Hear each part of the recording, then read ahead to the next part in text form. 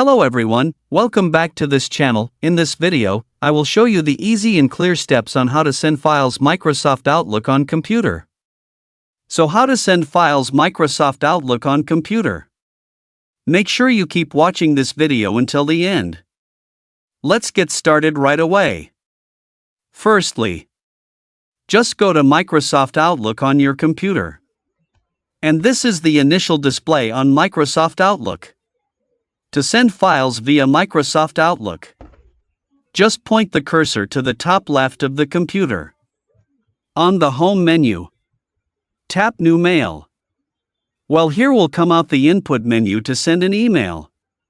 Because here I use two accounts in this one application. Tap on Form to select an account as the sender. Tap one of the accounts. Well, there is a field. Type the destination email to which the file will be sent. To send the file, tap the Insert menu here. Then to the left tap Attach File. And tap Browse this computer. Here will appear our computer's browser folder. Select the file to be sent. You can also give a subject to the email or file that you will send. After finishing, tap Send.